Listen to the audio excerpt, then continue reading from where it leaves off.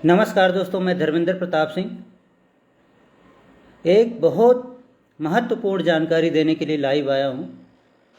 Title में लिखा होगा, शादी समारोह के लिए, फंक्शंस के लिए हरियाणा सरकार की एडवाइजरी आ गई है, गाइडलाइंस आ गई हैं। तो आप लोग फिर से शेयर कर दीजिए, क्योंकि बहुत सारे लोग परेशान थे। जिनके घर में शादी थी, फंक्शंस था, पार्टियां थी, वो बहुत परेशान थे। कैसे करना है, क्या करना है, सरकार क्या करने वाली है, कहीं हमें परेशानी तो नहीं होगी, पुलिस रोकेगी तो नहीं। बहुत लोग परेशान थे, फ़ोन पे फ़ोन आ रहे थे, लेकिन सरकार अभी तक कोई गाइडलाइंस नहीं दे रही थी। इसलिए हम भी कुछ बताने में असमर्थ थे। लेकिन अभी जो है गाइडलाइंस आ चुकी है, अभी मैं आपको बताता हूँ।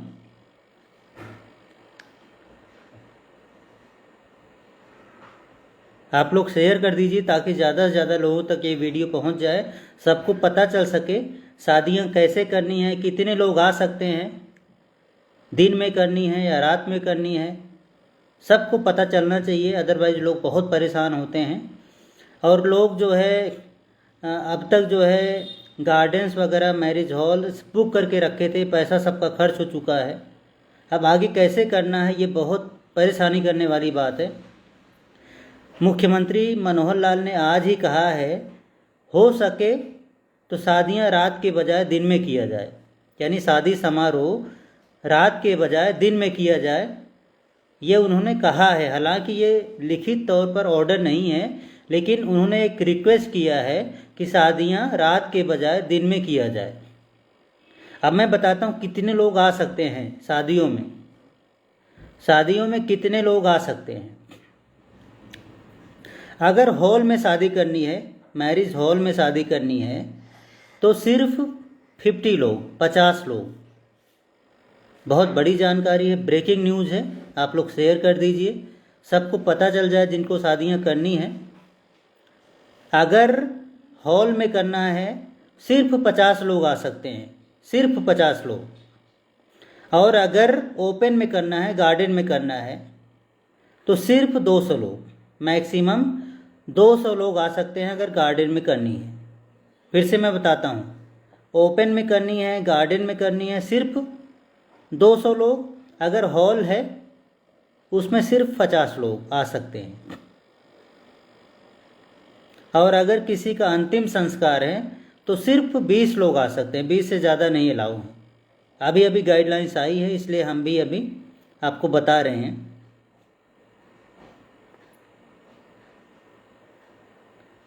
किसी का सवाल है तो पूछिए आप लोग। और सीएम ने ये भी बोला है, नवरात्रों के दौरान जो भी प्रोग्राम होते हैं रात में, जैसे जागरण, चौकी वगैरह, ये भी दिन में किए जाएं, उन्होंने कहा है। और लॉकडाउन के सवाल पे मैंने पहले से बताया, हरियाणा में लॉकडाउन नहीं लग रहा है, लेकिन रेस्ट्रिक्शंस जो हैं बढ़ती जा रही हैं, जो पाबंदियां हैं वो बढ़ती जा रही हैं सरकार की। जैसे नाइट कर्फ्यू भी लगा है, धारा 144 भी लगी है। अब शादियों पर भी एक तरह से रेस्ट्रिक्शन है कि सिर्फ भी 200 लोग ओपन में आ सकते हैं अगर गार्डन में हो रही है। अगर हॉल में है सिर्फ 50 लोग, अंतिम संस्कार में सिर्फ 20 लोग। ये रेस्ट्रिक्शंस है, यानी रेस्ट्रिक्शंस बढ़ती जा रही हैं। भले लॉकडाउन नहीं है, लेकिन पाबंदियां बढ़ती जा रही हैं। तो आप लोग जानिए, समझिए, आप लोग सावधान रहिए, कोरोना से भी सावधान रहिए, मास्क लगाइए, सोशल डिस्टेंसिंग कीजिए, सरकार के आदेशों का पालन कीजिए आप लोग। हाँ जी, अभिषेक जी सवाल पूछिए। अभिषेक जी सवाल पूछिए। अगर ना माने तो हम, भाई ये सरकार उसके बाद आप पे एफआईआर दर्ज करेगी, कानूनी कार्रवाई करेगी, क्योंकि गवर्नमेंट आजकल बहुत ज़्यादा स्ट्रिक्ट हैं। पुलिस को ऑर्डर दिए गए हैं। आज ही सीएम साहब से, हमारे फरीदाबाद के सीपी ओपी सिंह की सीएम साहब के साथ और होम मिनिस्टर साहब जो अनिल विज है उनके साथ मीटिंग हुई है। होम मिनिस्टर साहब ने उनको साफ साफ कहा है कि आप कुछ भी करो, कितनी भी रेस्ट्रिक्शन आप लगाओ, पब्लिक को आप लोग पाबंदियां लगाइए। भले उनकी गालियां हमें मिले, हम सुन लेंगे, लेकिन हम नहीं चाहते हरियाणा में लाशों के ढेर लग जाएं। ये होम मिनिस्टर अनिल विज ने सीपी साहब से कहा कि आप रिस्ट्रिक्शन लगाइए, चालान काटिए, नाके लगाइए, कर्फ्यू लगाइए रात में।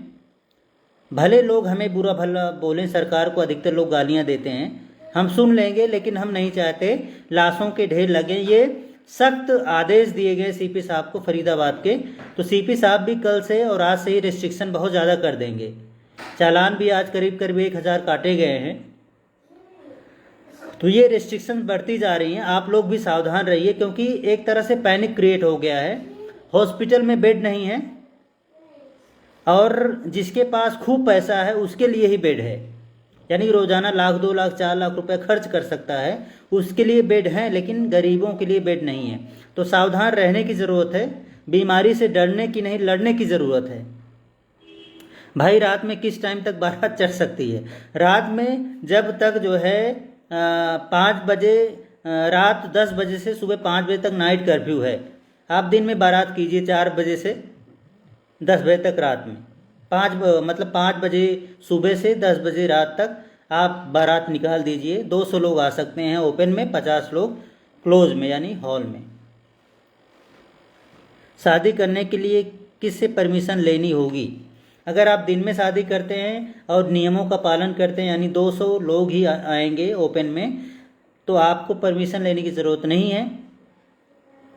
अगर आप रात में कर रहे हैं तो परमिशन लेने की ज़रूरत है। आप जो भी एसडीएम हैं उनसे आप, वैसे तो परमिशन लिखा नहीं गया कि परमिशन लेनी पड़ेगी, बस ये कहा गया आप लोग नियमों का पालन करें। यानी 200 लोग आएँ ओपन में, 50 लोग क्लोज में, नियमों का पालन करें आप लोग। और परीक्षा की मैंने बता दिया, 10वीं की कैंसिल हो गई है, 12वीं की एक्सटेंड हो गई है। ये परीक्षाओं का जो खबर आई थी वो मैंने पहले ही बता दिया है। शनिवार संडे बंद रहेगा क्या? अभी इसका ऑर्डर नहीं आया है शनिवार संडे वाला। ये दिल्ली में ऑर्डर आया है, दिल्ली में ऑर्डर आ गया है कि शनिवार संडे को लॉकडाउन रहेगा वहाँ पर। यहाँ हरियाणा में ऐसा कोई ऑर्डर नहीं आया है। क्या स्कूल पूरी तरह बंद होंगे? बिल्कुल होंगे भाई साहब, स्कूल तो बंद होंगे, पहले से ऑर्डर है। कुछ लोग नहीं मान रहे हैं, लेकिन जब उनकी शिकायत की जाती है तो उनके खिलाफ कार्रवाई होती है। भाई डीजे भी चलेंगे बारात में या नहीं? बिल्कुल डीजे चलाइए, कोई दिक्कत नहीं। नियमों का आप लोग पालन कीजिए। क्या स्कूल बंद होंगे? एक साल से क्या? ये भी एक बार कोई नेता बता दे, इतनी जल्दी क्या करो समझ। फरीदाबाद में लॉकडाउन अभी नहीं है भैया। मेरा कमेंट नहीं दिख रहा सर। भाई साहब क्या कमेंट था, फिर से आप लिख दीजिए।